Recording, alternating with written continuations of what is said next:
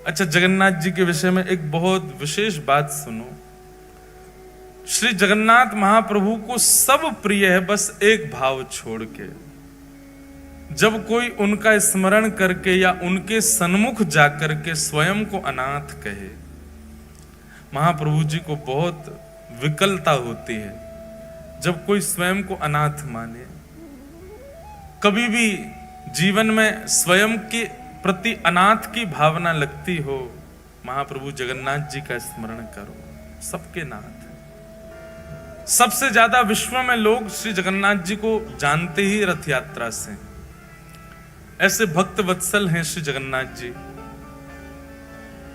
इंद्रद्युम्न राजा, जिस पर कृपा करने के लिए श्री जगन्नाथ जी ने यह रूप धारण किया, वे इंद्रद्युम्न राजा नित्य श्री जगन्नाथ जी की सेवा करते हैं और ऐसे एकमात्र राजा हुए जिन्होंने जगन्नाथ प्रभु का मंदिर निर्माण कराते ही अपनी राज पदवी का त्याग कर दिया।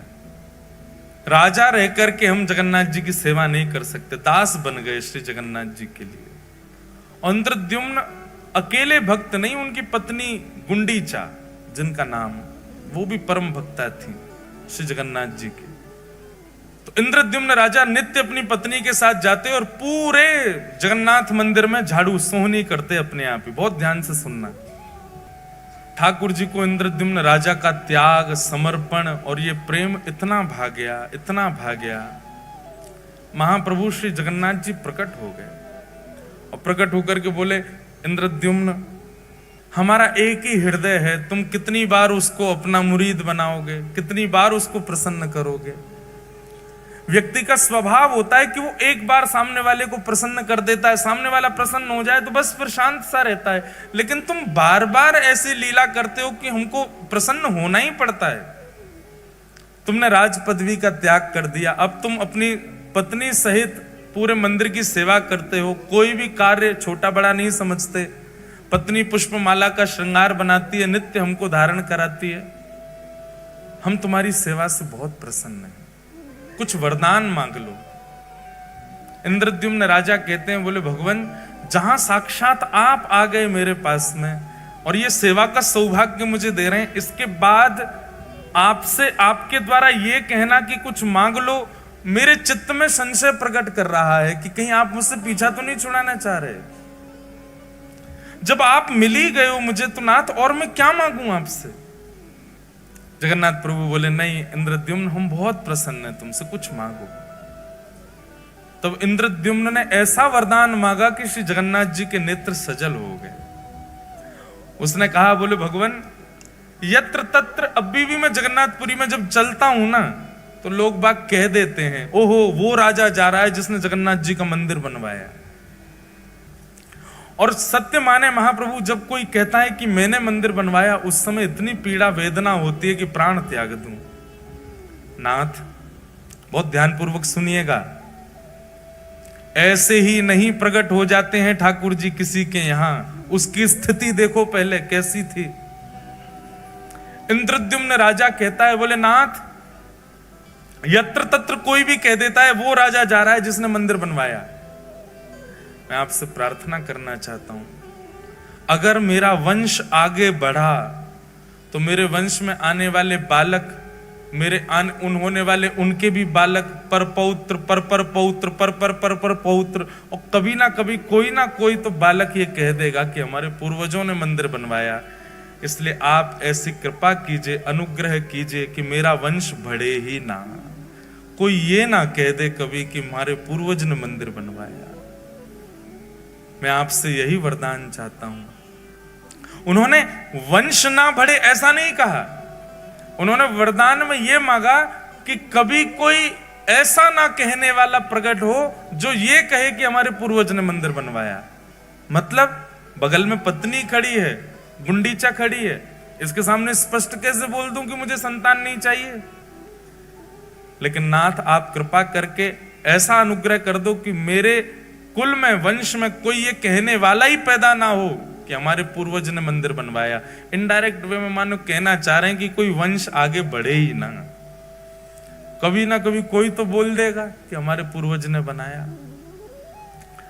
महाप्रभु जगन्नाथ जी के नेत्र सजल हो गए। बोले और कितना त्याग करोगे इंद्रद्युम्न, सब कुछ तो तुमने त्याग दिया, अपनी राज पदवी तक त्याग दी, एक मेहतरानी की तरह तुम्हारी पत्नी और एक झाड़ू लगाने वाले के तुम नित्य पड़े रहते हो हमारे द्वार पे, और कितना अब तुम वंश भी नहीं चाहते आगे। महाप्रभु जगन्नाथ जी ने इंद्रद्युम्न को हृदय से लगा लिया। तुम्हारे इस प्रेम को, इसको निष्काम प्रेम कहते हैं, जिस प्रेम में इतनी इच्छा भी नहीं है कि कोई ये कह जाए कि इन्होंने मंदिर बनवाया। हम लोगों की स्थिति कैसी, हमारी कथा सुनकर के 4 लोग वैष्णव क्या बन जाएं तो हम दुनिया में ये मेरी कथा से वैष्णव बना है। हमारे मन की भी बात कह रहे हैं। अभी जलंधर में कोई मिलने आए, वो बोले महाराज जी इन्होंने जीवन में कभी कुछ गलत काम छोड़ा नहीं, आपकी कथा सुन के छोड़ दिया। हमने भी 4 से परिचय करा दिया, मैंने देखो ये हमारी कथा से ठीक हो गए, इतनी कथा सुनी फिर भी। ये सबके अंदर आता है, मेरे अंदर भी आ रहा है, आप सबके अंदर भी आ जाता है। तनिक से भाव से हम लोगों के अंदर कितना मान आ जाता है। पर एक बात सदैव याद रखना, ठाकुर जी मान रहित व्यक्ति को ही मिलते हैं जिसमें किंचित मान ना हो। इंद्रद्युम्न ने कहा मैं अपने वंश की जिम्मेवारी नहीं ले सकता कि कोई ये बात कह जाएगा कि हमारे पूर्वज ने मंदिर बनवाया था, इसलिए नाथ मेरे वंश में कोई ये कहने वाला पैदा ही ना हो, इसका मतलब वंश ही ना बढ़े, मुझको ही बस मेरे बाद ही वंश समाप्त कर दो मेरा। ऐसा मांगने वाला एकमात्र पृथ्वी पर इंद्रद्युम्न राजा हुआ। इंद्रद्युम्न को तो हृदय से लगा लिया, लेकिन बगल में खड़ी हुई गुंडीचा समझ गई, महाप्रभु मेरे पति हो ना हो, आपसे वंश वर्धन ना हो ये मांग रहे हैं। इनकी प्रसन्नता, आपकी प्रसन्नता देख करके मुझे लगता है कि इनका भाव आप समझ गए और आप भी उसमें राजी हैं। पर नाथ मैं एक मां हूं, मेरे अंदर वात्सल्य भाव है, मेरे अंदर करुणा है, मेरे अंदर लाड़ है, प्यार है, स्नेह है, दुलार है, मैं वो किसको अर्पित करूंगी अगर वंश में कोई बालक ना हुआ तो? आपने उनकी इच्छा पूरी कर दी, पर मेरी इच्छा कैसे पूरी होगी? मेरे अंदर तो वात्सल्यता हिलोरें ले रही है, वो कहां जाएगी नाथ? इंद्रद्युम्न की बात सुनकर के तो जगन्नाथ जी के नेत्र सजल हुए, पर गुंडीचा की बात सुनकर के तो जगन्नाथ जी फूट फूट के रोए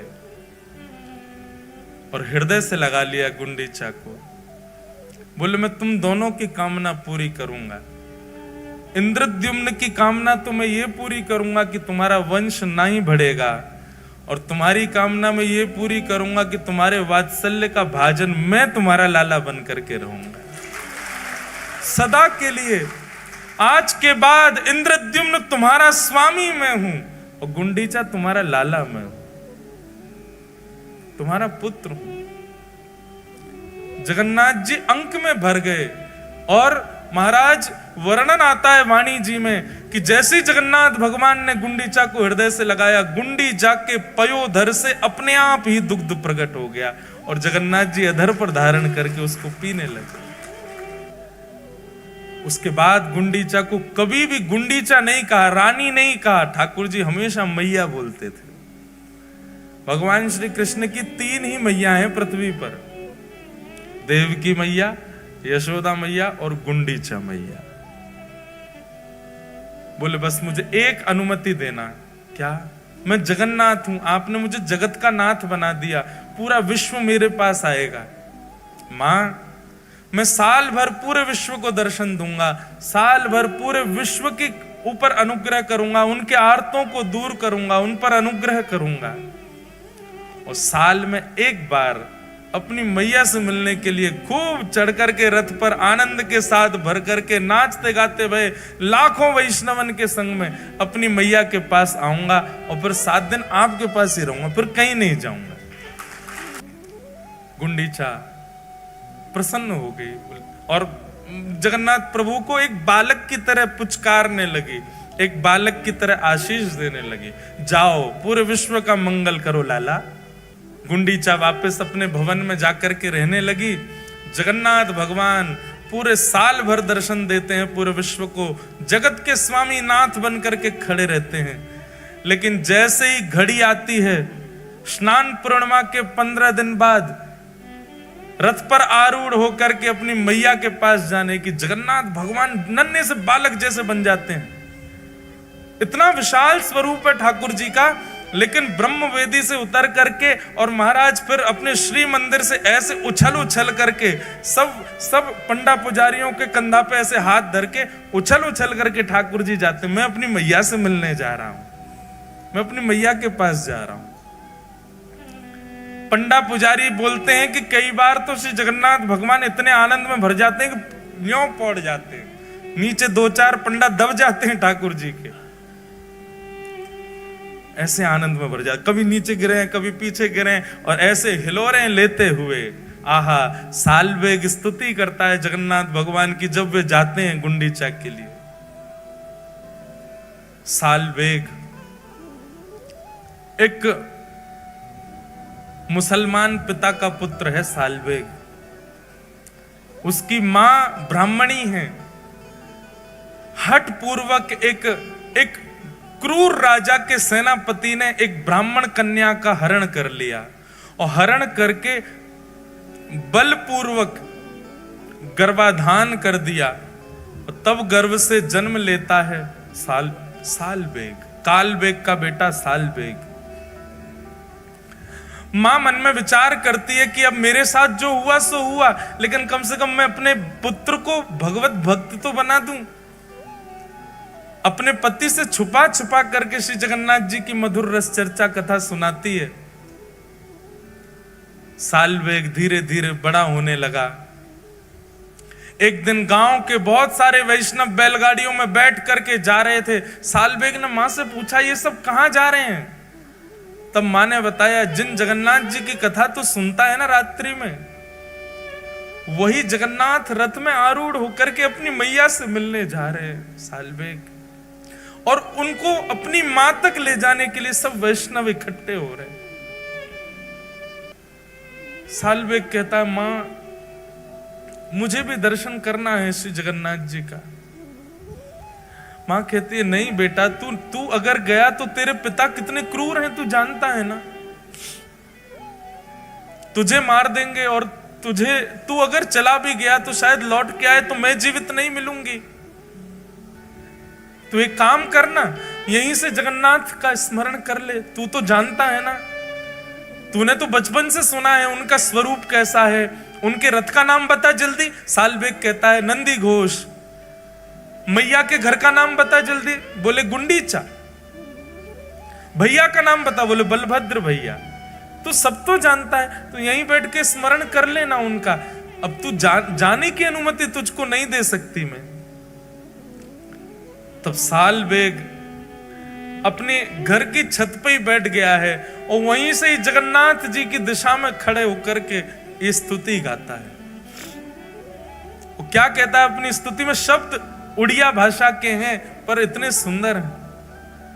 अरे नीलाचल पर्वत के मतवाले हाथी जगन्नाथ, मैं जानता हूं, मैंने कभी देखा नहीं है पर मुझे पता है आप मतवाले हाथी की तरह उछल उछल करके उस नीलाचल पर्वत से उतर करके आते हो। लेकिन हाथी का एक स्वभाव होता है कि वो जब भी कमल के वन को देखता है तो कीचड़ में प्रकट हुए कमल को सूंड से पकड़ करके पैरों से रौंद देता है। हे जगन्नाथ, मेरे हृदय रूपी आर्त के सरोवर में जो दुनिया भर के कमल प्रकट हो गए, जो मुझे आपसे मिलने से रोक रहे हैं, चाहे वो मेरे पिता हो, चाहे वो मेरी जाति हो, इन सब कमलों को अपने हाथ से पकड़ करके रौंद दीजिए ना। गजराज चिंता कर रहा था मेरी तरह कि अरे मैं तो जानवर हूं, मुझ पर कृपा कैसे करेंगे ठाकुर जी। वो भी मेरी तरह चिंतित हुआ था अपनी जाति को लेकर, प्रजाति को लेकर के, जैसे मैं चिंतित हो रहा हूं कि मैं कालवेग का बेटा हूं, मैं मुसलमान हूं, मेरी मां मुझे जाने नहीं दे रही है। ऐसे ही चिंता में पड़ा था गजराज। लेकिन नाथ आपने क्या किया? चक्र पेशी नक्र नाशी उद्धरील अपन। आप तुरंत सुदर्शन चक्र लेकर के गए और उसके पैर को अपने मुख में लेकर के बैठे ग्राह का वध करके आपने उस पर कृपा कर दी। लेकिन उस पर तो कर दी, मुझ पे कब करोगे? महाराज श्री जगन्नाथ जी जैसे ही पहुंडी करते हुए आए और आकर के अपने रथ पर विराजमान हुए, कोसों दूर से गा रहे सालवेग का स्वर श्री जगन्नाथ जी के कान में आने लगा। लाखों की तादाद में वैष्णव श्री जगन्नाथ जी के रथ को खींच रहे हैं। आज जगन्नाथ जी का रथोत्सव हो रहा है, सब लेकर के मैया के पास जा रहे हैं जगन्नाथ जी को। लेकिन सालवेग की स्तुति सुनकर के श्री जगन्नाथ जी ने अपना रथ वहीं रोक दिया। खींच खींच करके पसीना पसीना हो गए सब, लेकिन तस से मस नहीं हुआ जगन्नाथ जी का रथ। उस समय के गजपति मतलब राजा को, जगन्नाथपुरी के राजा को गजपति कहते। गजपति दौड़ करके गया, महाप्रभु जी के सामने प्रणाम किया। आज्ञा करें महाप्रभु, क्या अपराध बन गया? आपका रथ क्यों नहीं चल रहा है? जगन्नाथ महाप्रभु गजपति से आज भी बात करते हैं, आज भी दर्शन देते हैं गजपति को। गजपति को आज्ञा करते हुए जगन्नाथ जी बोले, आज की रथ यात्रा में वैष्णव नहीं आए? गजपति बोला, नाथ जहां तक दृष्टि घुमाओगे सिर ही सिर दिख रहे हैं, इतने वैष्णव तो हैं। बोले, मुझे दिखाई नहीं दे रहे, मुझे तो केवल एक स्वर सुनाई दे रहा है, अहे नील शैल प्रबल मत्तावरण मोआरत नलनी बनकुकर दलन। एक नन्हा सा बालक सालवेग अपनी छत पर खड़ा खड़ा मुझे याद कर रहा है, अभी इसी वक्त उसको जगन्नाथपुरी बुलवाओ, तब तक मेरा रथ आगे नहीं बढ़ेगा। वो आकर के जब रथ का स्पर्श करेगा तभी रथ बढ़ेगा। गजपति ने सेना बुलाई, सेना लेकर के गए महाराज, किलोमीटरों दूर, 2 दिन तो पहुंचने में लगे। सालवेग के घर गए, उसके पिता ने खूब रोकने का प्रयास किया, इतनी सैन्य बल गया था महाराज, सबने दूर किया और एक पालकी में सुंदर मां के सहित सालवेग को बिठाया और लेकर के पालकी में नाचते गाते हुए लेकर के जगन्नाथपुरी आए। लाखों करोड़ों वैष्णव आस लगा रहे हैं, रथ तो खिंचे ही नहीं रहा है। तभी उस सभा में उन लाखों करोड़ों वैष्णवों के बीच में एक चेतना जगी, सब जय जयकार करने लगे। क्या देखते हैं, पालकी पर नन्हा सा बालक सालवेग बैठ करके आ रहा है। भैया सब सालवेग के पुष्प बरसाने लगे। सालवेग तो अचंभित है, वो विचार ही नहीं कर पा रहा ये हुआ क्या। और जैसे ही उस मार्ग में पहुंचा है जहां नंदी घोष रथ खड़ा है, सालवेग ने पहली बार नेत्र खोल करके सामने देखा तो नंदी घोष रथ के ऊपर बैठे जगन्नाथ जी झूम रहे हैं, उछल रहे हैं, आनंद में भर रहे हैं, इतने प्रसन्न हो रहे हैं महाप्रभु जगन्नाथ। और बार बार गजपति को इशारा कर रहे हैं, बोले इतनी देर मत लगाओ, उसको जल्दी लेके आओ, मेरे हृदय से ला करके लगा तो इसको। यहां सालवेग रथ के ऊपर चढ़ रहा है और श्री जगन्नाथ जी झूम झूम करके मचल मचल करके अपनी बाहें फैला करके खड़े हैं, ले आओ इसको मेरे हृदय से लगा दो। पैर रख कहीं रहा है, जा कहीं रहा है। उसकी तो स्थिति विचित्र हो गई सालवेग की। सब लोगों ने ले जाकर के जैसे ही जगन्नाथ भगवान के हृदय से लगाया, महाप्रभु जी के नेत्र सजल हो गए और मानो हृदय से लगा के महाप्रभु जी कह रहे हैं, गजेंद्र पर कृपा की थी पर गजेंद्र को हृदय से नहीं लगाया, सालवेग तुझे हृदय से लगाया, चल अब प्रणाम तो कर ले। सालवेग तो फूट फूट के रो रहा है, कितने कृपालु हैं नाथ, कितने दयालु हैं जगन्नाथ। सालवेग ने थोड़ा पीछे हट करके जैसे ही दंडवत प्रणाम किया, सब भक्त प्रतीक्षा करते रहे लेकिन सालवेग उठा नहीं और वहीं सालवेग ने अपने प्राण त्याग दिए, श्री जगन्नाथ जी में ही विलीन हो गए। ये बंधुओं वर्षों पुरानी कथा है, पर आज भी महाप्रभु जगन्नाथ जी जब गुंडीचा जाते हैं, सालवेग की समाधि पर आज भी जगन्नाथ जी का रथ रुकता है और आज भी सालवेग की स्मृति में कुछ पंडा पुजारी वहां सालवेग को याद करके इस स्तुति को सुनाते हैं, और आज भी अनुभव होता है जब सालवेग की स्तुति गाई जाती है श्री जगन्नाथ जी थोड़े थोड़े झूम जाते हैं। आज भी सालवेग का स्मरण करके श्री महाप्रभु जी आनंदित हो जाते हैं। बोलो जगन्नाथ महाप्रभु की। ऐसे महाप्रभु जगन्नाथ अति अनुग्रह करते हैं।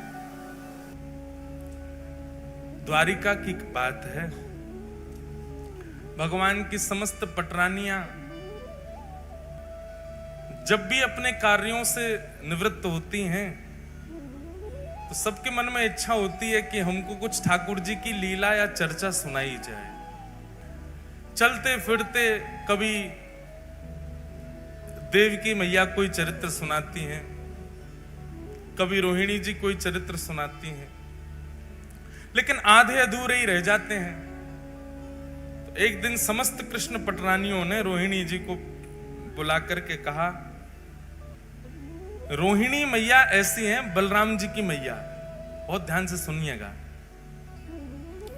रोहिणी मैया का स्वरूप स्वभाव आपको इतना बड़ा सौभाग्य प्राप्त हुआ, ठाकुर जी की ब्रजलीला, मथुरा लीला और द्वारिका लीला, तीनों लीलाओं का संपूर्ण दर्शन करने का सौभाग्य यदि किसी को मिला है तो वो रोहिणी मैया को मिला है। संपूर्ण ब्रजलीला का दर्शन भी रोहिणी मैया ने किया, संपूर्ण मथुरा लीला का और द्वारिका लीला, सारी लीलाओं का दर्शन रोहिणी मैया ने किया है। तो भगवान की पत्नियों ने रोहिणी मैया से कहा, मां आप एक जगह बैठ करके धैर्य पूर्वक ठाकुर जी की संपूर्ण लीला हमको सुनाओ, ब्रज लीला सुनाओ। रोहिणी मैया कहने लगी, जब एक जगह बैठ के ही पूरी कथा होगी तो फिर सबको निमंत्रण दो, सबको बुलाओ, विधिवत कथा होगी, पूरे ब्रजमंडल की लीला हम सुनाएंगे, ठाकुर जी के जन्म से लेकर के अब तक की संपूर्ण लीला सुनाएंगी, सबको बुला के लाओ। बहुत ध्यान पूर्वक शांति से बैठ के सब लोग सुनना। तभी रुक्मणी आदि अष्टपटरानियां कहने लगी, मां सब आएंगे लीला में, लेकिन 3 लोग वर्ज्य रहेंगे, 3 लोगों को निषेध है कथा में आना। रुक्मणी जी बोली कौन? रोहिणी मैया बोली कौन? बोले सबसे पहले तो बलराम जी, जे नहीं आने चाहिए कथा में। रोहिणी मैया बोली, वाह, वक्ता के पुत्र को ही नहीं आने दोगे कथा में? हमारे लाला हैं बलराम जी, हम कथा सुनाएंगे, हमारे पुत्र को नहीं आने दोगे? अब मां आप समझो ना, वो जेठ जी हैं, और जेठ के आगे हमको इतना संकोच लगेगा कि जेठ जी बैठे हैं, कभी घूंघट करना, कभी आपने कोई कीर्तन गाया तो नाचने में भी संकोच होगा, जेठ जी बैठे हैं।